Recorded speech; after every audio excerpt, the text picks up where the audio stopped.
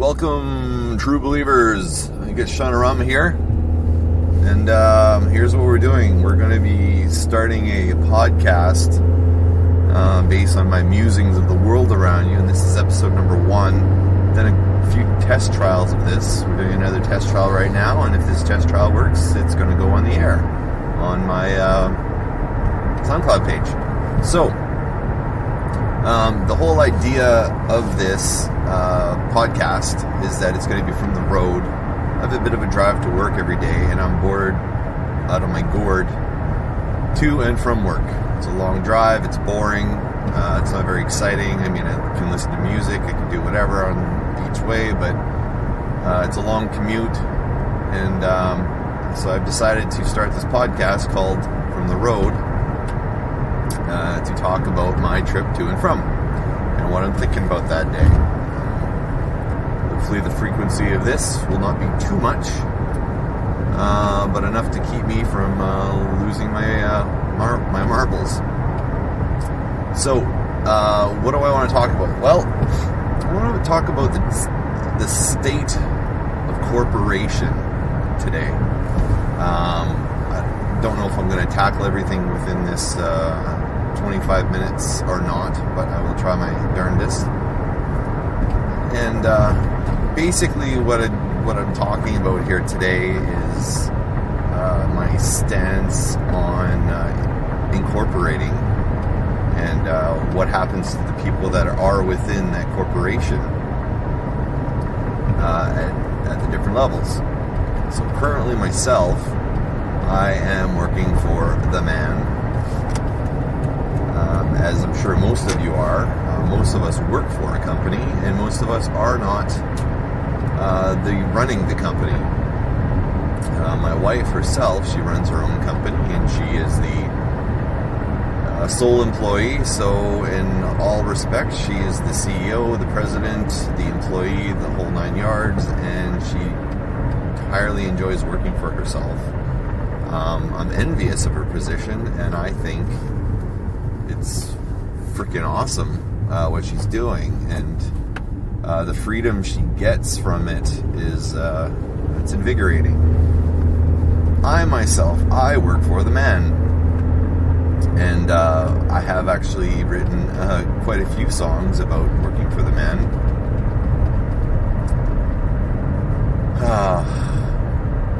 And so has Rush in a song called Working Man, which if I had the rights I would play during this podcast at this exact moment, but I will probably end up playing my anti-corporation song at the end of it called Serious.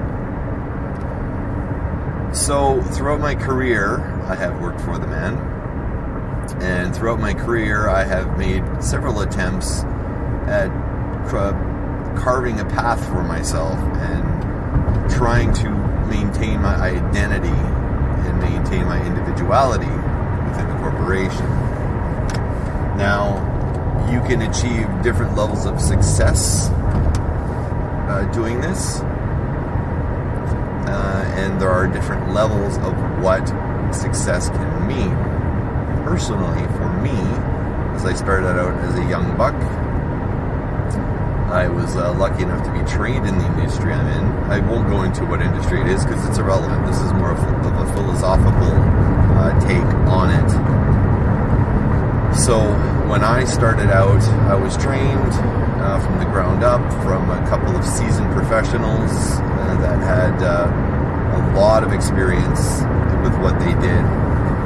And they had formed their own company because they had been tired of working for the man. And they decided they wanted to start their own company so they weren't beholden to working for the man and doing things their own way, and that's that.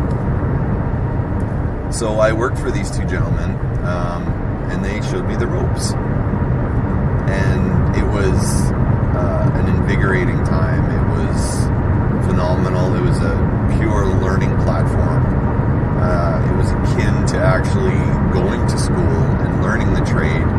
In fact, nowadays you can actually go to school and be accredited for the things that I learned. Not by those same individuals, no, this is an actual course through school, and it's long and it's arduous, and it's complicated, and you can get accredited to do what I do, which you used to not be able to, but you can get accredited to do what I do, and go use that accreditation to go get paid lots of money to go work for the men.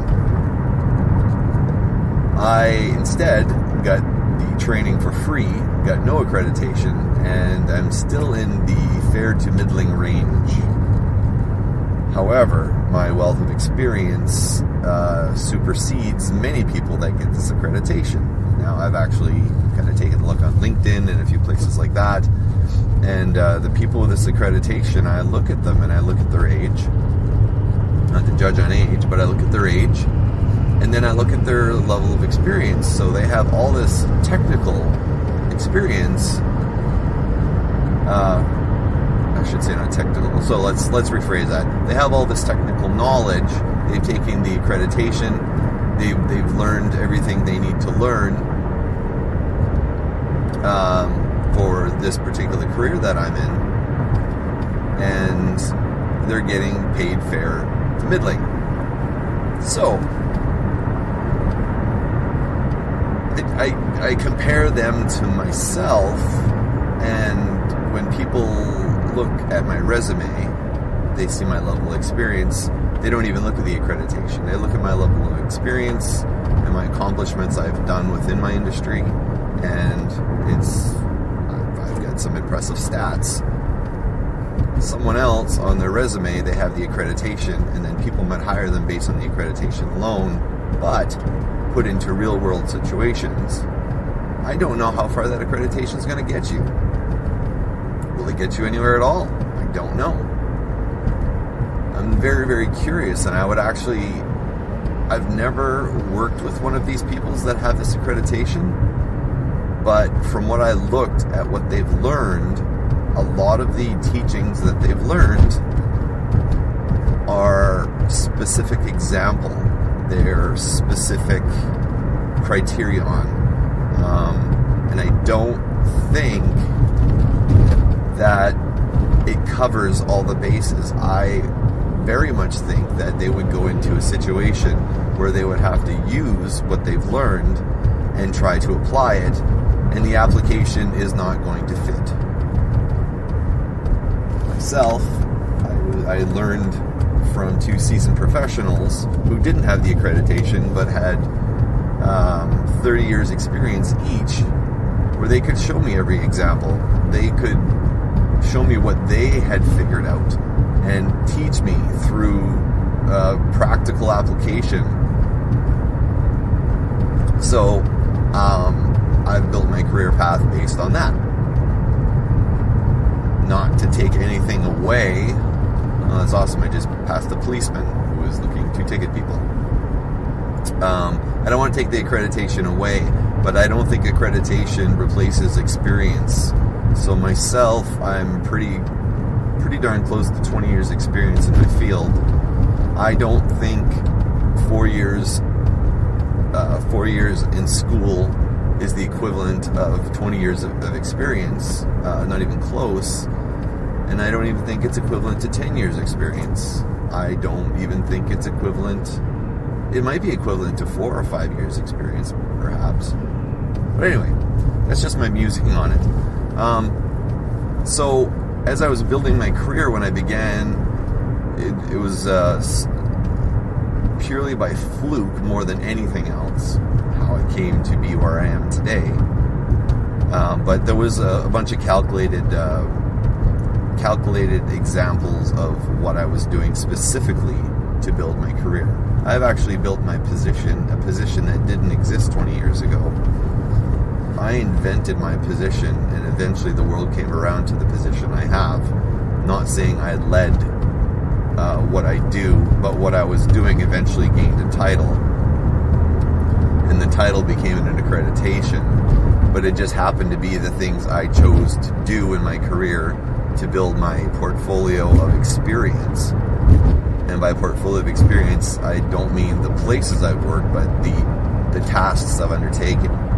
So I put myself in a very unique situation in that I have levels of experience that no one would gain in my industry. industry, people tend to be single layer. They will do one aspect of what I've done, or one aspect of that accreditation, and when they get that accreditation, they go into a position that does one of those things I've done, or maybe a couple of those things I've done, but don't run the entire gamut of what I've done. I've taken on many different duties, and I've touched various aspects of what this job or this accreditation can get you, but I've done them all. Currently, I am doing full-fledged. One of the aspects I had a passing experience with, but I'm doing it at the highest level, which I had never previously done before. So, I'm trying to think how many things I've done, but I think I've capped off 5 major aspects of the industry I'm in. I've done 5 of those, and I'm currently on my 5th one. Plus, I've also done an additional, probably about another 5 additional roles throughout my career on top of that. So I've done 10 roles within this industry. Most people with the accreditation will take a job in 1 or 2 of those aspects, perhaps even 3, but no one has the experience I have. So, this is definitely not a brag session at all. This is a philosophical view on how all this works. But by doing what I've done, I didn't go to school, I didn't get accredited, but I could probably teach what I know to people that get this accreditation. But I would never be able to teach unless I had the accreditation. It's a catch-22 situation. So as I've built my career through luck and happenstance and calculated planning, I've been able to carve my niche and who I am and what I do. So that's great. So, climbing up the food chain, climbing up the ladder, getting this experience to the point that I'm actually doing what I do. And now I find myself in the position of I've touched on every aspect of my industry. The only thing left to do is take it to the next level, which is management. I could manage within my industry. And here's the philosophy of this that I've wrestled with. For me to move up within my industry, I need to be managing. And for some reason, and I don't quite understand this, here's what I don't understand, is people driving 20 kilometers below the speed limit in 3 different lanes, so there is no way to actually change lanes and move ahead. Awesome. So to move up within my industry, do you become a manager? Now, here's the crux, and here is the philosophy that I really wanted to get into. Becoming a manager becomes a completely different skill set. And if you go to school to get accredited in management, you take management in university college. You are learning how to manage people. Now, strangely enough, that is what I went to university for. Never did get my certification because I ran out of money. But if you are managing people, okay, so let's take this back.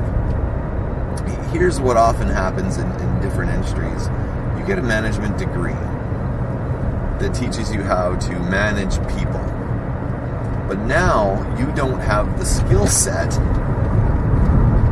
You don't have the skill set to be within your industry. Managing people is one thing, but managing people within manufacturing or managing people within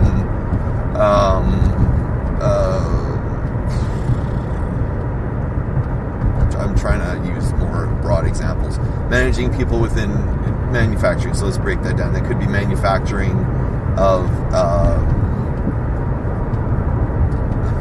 sorry, I'm drawing a blank here. What could you manufacture? You could manufacture boxes. So you can go get certified in manufacturing boxes. So when you have that management degree, now you have to find an industry to place yourself within to use that management. Now, when you're in management in university or college, you are going to pick something specific within the management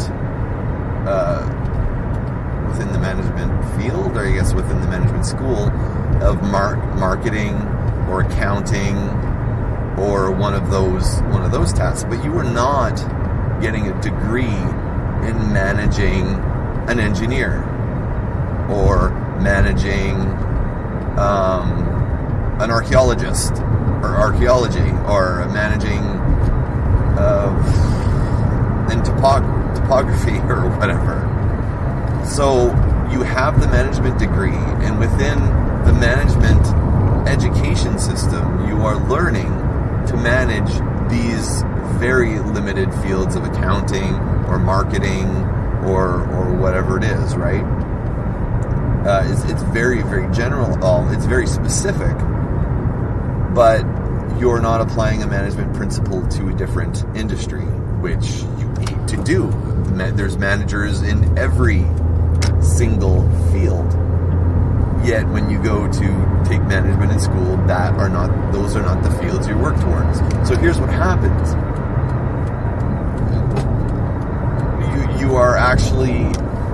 You find managers without a management degree in the fields that aren't represented by the schools. So these people have not learned how to manage people. Now, based on my own experience, I did not get accredited in my particular field, but I have lots of experience. So these managers are learning how to manage people by experience. And some will do a good job at it, and some will not do a good job at it. Hello. Okay, we're back to part 2 of this thing. And we're going to go further here about the principle of management. And the experience of management is what I kind of wanted to touch upon. But I want to get into the second step of this. And the second step of this is what I really want to discuss is, I guess, selling out in a way. As a corporate person working for the man, I'd always tried to, work my way up the corporate ladder, carve a career for myself. I mean, I didn't have the schooling, or I never finished my schooling, so I did everything based upon, working my way up and learning things and actually doing everything in the field. And so this was to build a career for myself. And the whole point of doing that was to make money. And the whole point of having a career was to make more money to support yourself. And you moving up the ladder was assuming a bunch more responsibility for a bunch more money. And that was, that was the work ethic that, worked their way up from like the 50s and 60s and that sort of thing. And that's what, that's what being an adult was all about. But the difference here, and I think most people find themselves in the same exact situation, is that the career that you pick is not necessarily the career that you've chosen. It's the career that you end up in based upon circumstances. So what I mean by this is, when you do get that first job in some sort of industry where you're kind of starting to get some traction, you can choose to leave that job within that industry and go get a job in another industry and start at the bottom and work your way up. So, I mean, you can jump from job to job to job and never climb up the ladder, or you can stay with one field or one industry and work your way up. So I chose to stay within the field that I lucked into and just kept climbing the ladder. But what I do is not a passion. So here's where the definition of career and job really take root. And what I really want to say, and I apologize for the loudness here. I'm actually on the highway now, but so for me, what I've realized as I've gotten older is that you can either have a job or you can have a career. And when I say that, your job might be, other people might consider what you do a career, but for me, career is about passion. Am I passionate about what I do for a living? Not at all. Do I like what I do? Sure, it's fun. I mean, I get satisfaction out of it. Am I so passionate about it that that's all I think about, and that's what I go to bed dreaming about, and that I, when I'm home, I'll speak to my wife, and we'll discuss, well, here's what I'm going to do tomorrow at work. I can't wait.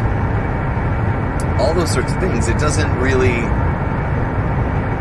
I don't do that with work. When I go to work, I work hard, and I strive to do the best I can do, and to do everything I can for the company to make them profitable, and to, so I look good and I can get my, get a raise at the end of the year. But I'm not necessarily trying to climb the ladder anymore. I've reached I've made a personal choice at this stage of my life that I've reached the apex of what I want to do within my career.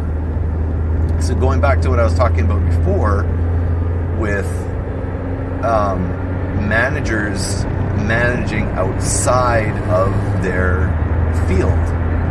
So if you go to school to take management and you learn the prerequisites that you have, marketing or accounting or whatever it is that whichever one you learn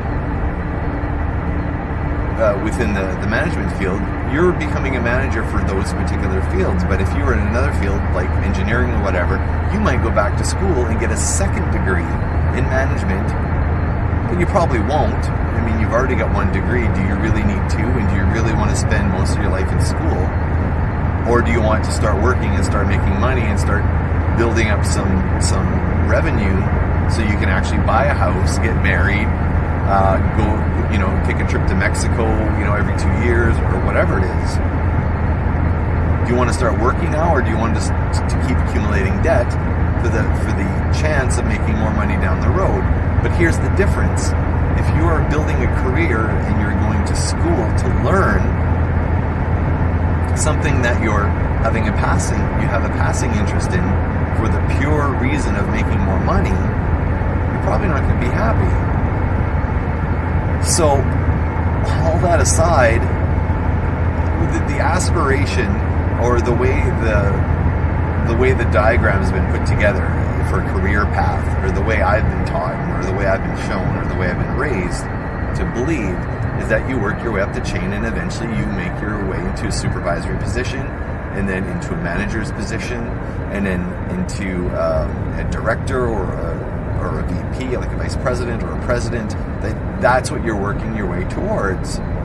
But I have a hard time grasping that concept, because I'm at the stage of my career, which is just a job for me, that, okay, I need to be going to the next level. And the next level is I need to get into management. But, so here's the crux of it. So let's say I continue down this predetermined path of how a career should go. I become a manager, I push hard to get into that role. I become a manager, and I'm a manager of the field I am in. And now I'm going into that position of management. And what am I doing in that position of management? I'm managing people. What else am I doing? Well, I'm not really doing too much towards my field of study or my career. All I'm doing is managing people. So, for example, let's say that I was an engineer, and then I've become a manager of engineers. So now I am managing the personalities of these engineers, if they're having a bad day, and making sure that they're getting the work done and that sort of thing. So I am starting to distance myself from my field, which would say is engineering. So now I'm doing less engineering and more people managing and managing projects. and managing this, but I'm not doing engineering anymore. So you've taken that next step in your career to become a manager, but you are no longer doing your field of study. Sure, on the face of it, that's the way it looks. I mean, you still have your engineering degree. You're managing a bunch of engineers, so you're still considered an engineer. And yeah, you still get to play engineer a little bit. But you are not doing the groundwork. You're not doing the engineering aspect of your field anymore. You're managing people who do that for you. Yeah, I mean, you get to play, you get to dabble a little bit, but you're not really doing it anymore. Now, for me, I don't see that as a step up in a career. To me, it just seems like, oh, okay, well, I've studied I went to school for 4 years, or possibly more if you get your PhD or your doctorate or whatnot. And then, so you're spending another, 3 years, 4 years, whatever it is, or 10 years, depending on your field of study. And then you get up to that point, you've spent 10 years of schooling to become an engineer, to become top-level engineer, and you're managing people. So all those years of school to fall in love with engineering and all the aspects of engineering, and you're managing people. You're managing other engineers. To me, and maybe I don't understand this concept, and I'm sure people will correct me, the people that listen to this, but to me that's not a step up. If I've studied my whole life to be an engineer, then I want to be doing engineering. And if this is a career for me, it's a career in which I am passionate about engineering, and I love designing things and building things and drawing up the plans to have something built, wouldn't I want to keep doing that? Or is it the point of graduating to management to do it less and to do less of it? To me, that doesn't seem like a step up. To me, that seems like a step away. So every further step you take into a management level or a vice president or whatever, you're taking a step away from doing what you love. As an example, let's take a look at Chris Hardwick, who runs The Nerdist. When he began, he was an actor, comedian, whatever, show host, and now he runs The Nerdist. But he still, at this point, being the president or CEO or whatever he is of The Nerdist, he still runs his Nerdist podcast. That's his passion. That is what he loved to do. That is his chosen career path, to run The Nerdist, or not to run The Nerdist, but to interview people, and that's. And he still does it to this day. And that is what seems to be where he draws the most fun, that and doing his stand-up comedy. So even though he's running a company, he doesn't have the certification. I don't think he went, I'm assuming he hasn't gone to school, I'm not really sure, but he still gets to do what he loves. And I don't think you normally get to do that on the stereotypical career path of moving up the ladder. Now, as I said before, most people don't follow their dream. So, for example, if someone, and I'll use engineering again since we're on this same topic here, is your dream becoming an engineer, or is your dream to open up your own firm and engineer things that you want to do, pick and choose the projects you want to do? There's a difference there. There's a big difference. Because if you're the CEO of your own company, and there's a friend of mine from back home in New Brunswick, he is an architect, and that's what he does for a living. And he started his own architect firm. So he gets to pretty much pick and choose what he wants to do. He answers to himself, and his passion is the drafting part of it and doing all that sort of thing. He is living his dream. Does he have a career? Does he have a job? No, he has a career because he is doing what he chooses to do, which is not so much running the company. Sure, that takes some of his time, but the main purpose of his company is for him to do drafting and drawing and designing things. So he has not given up on his architectural dream. He is following it full tilt. But if you're working with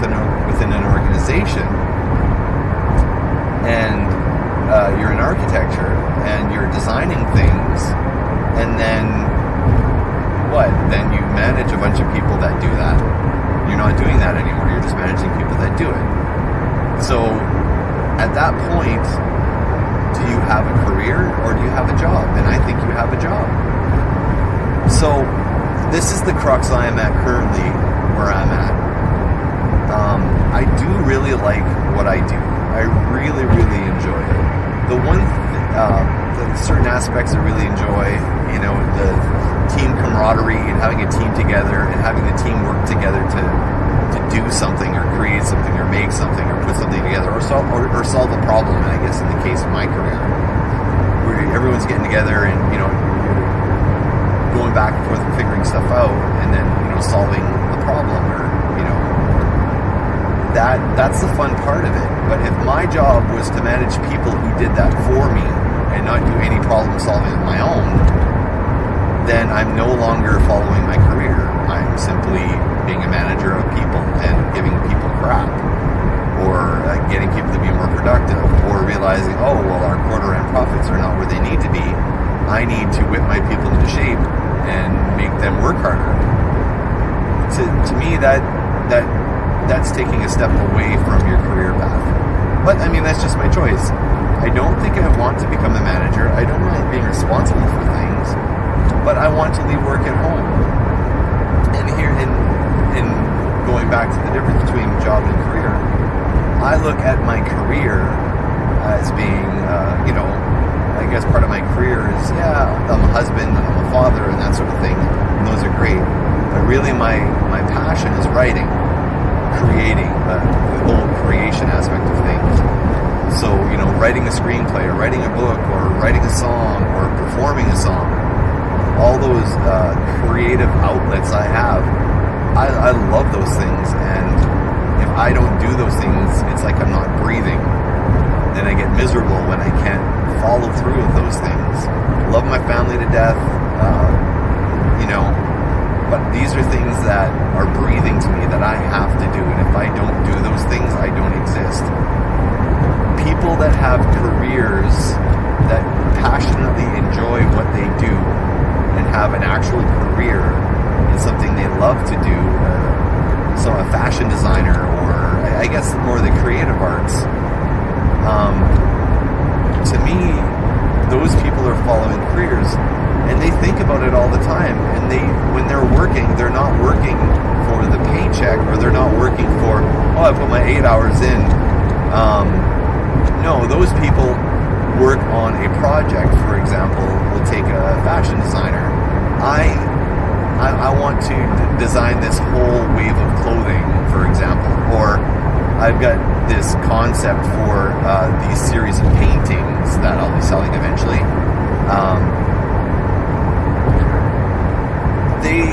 They don't look at the clock and go, okay, I worked 8 hours, I'm done.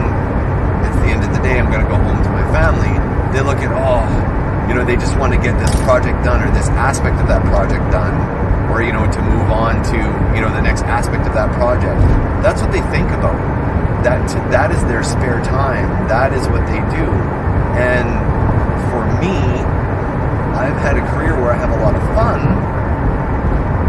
but that's, again, it's my job, my career, my true career that I make the money at, because I don't care about the money, is I'm a creator and I create works of fiction and music and all that stuff. And that's what really gets to me. And to me, that is the difference between career and job.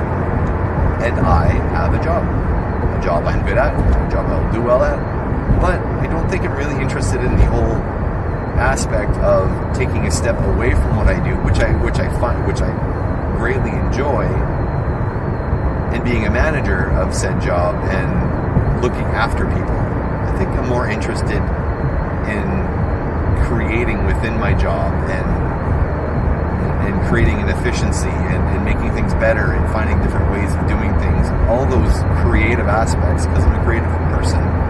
I think that I love doing that, but then I'll want to go home and I want to create something for me, not for someone else. And I think I just solved my conundrum here. is that when you're creating for someone else, I don't really view that as a career. When you're creating for yourself, that's a career. And that's pretty much all I got to say about that. I think we're going to cap off this podcast with that. I'm going to play a song that I wrote back in 2000. I recorded it back in 2000, so I'll give you a bit of the brief description of this song. It's a song I wrote back in 2000. I was in a band back then called Salty Bear. We never really got any fame or anything, but between me and the other member of the band, we'd written 100 plus songs. Of those 100 songs, I think we recorded 5 CDs worth of material. And it's very garage, it's very lo-fi. The production quality is horrific. I guess very garage and very punk.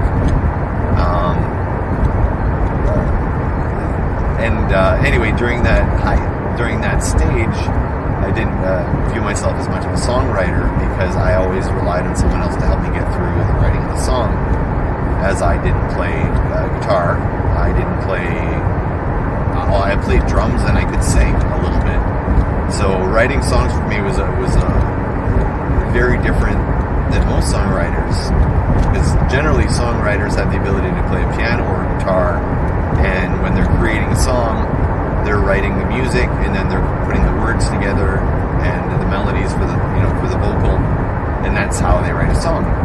But I didn't have that background, so when I was a Salty Bear and Salty Bear took a hiatus, I kind of felt that maybe I hadn't been pulling my weight as a songwriter in the band, and that I needed to prove to myself that I could write songs. So what I did during that hiatus, I went off on my own.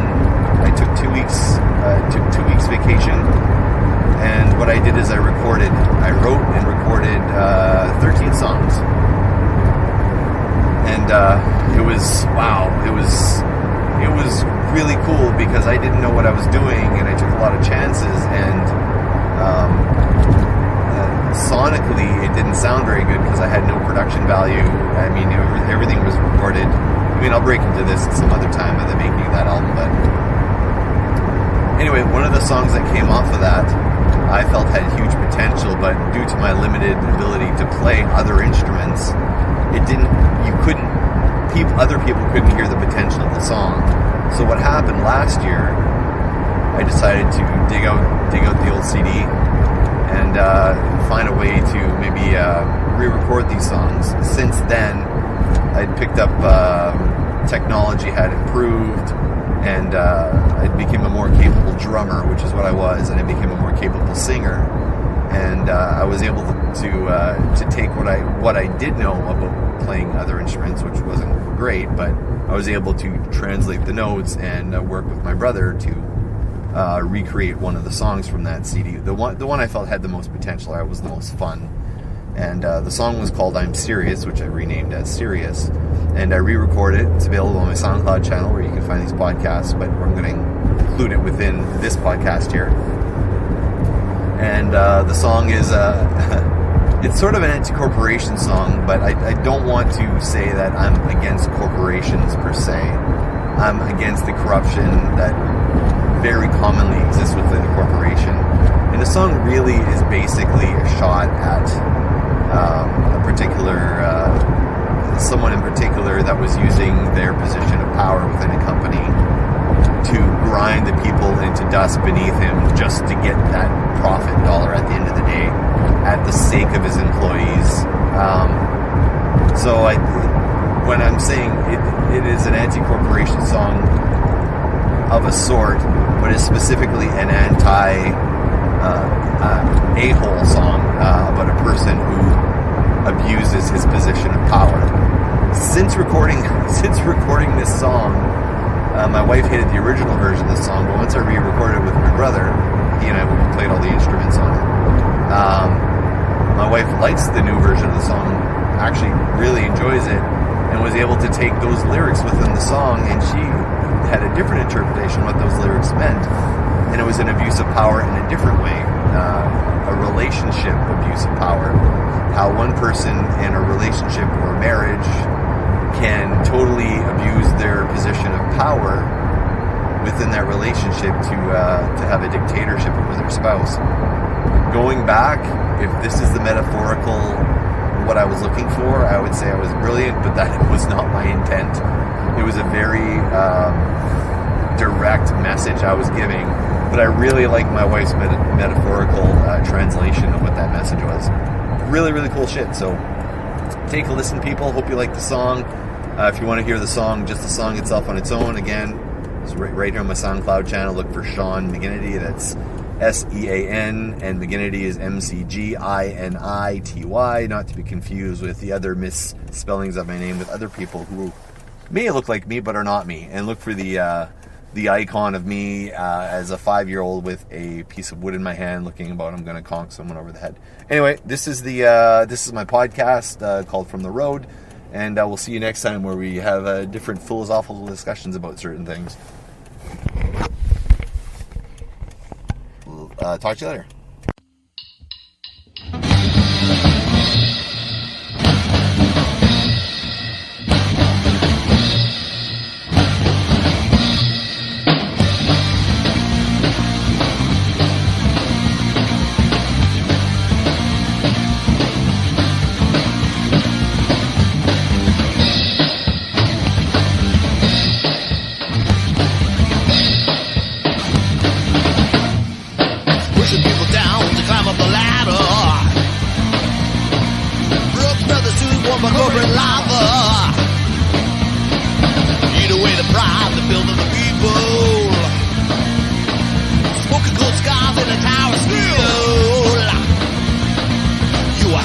Sitting in the seat of power, flanked by yes men, spin Dr. Myers, spinning things out, being new type of oblivion, this new type of love is Dr. Kevorkian.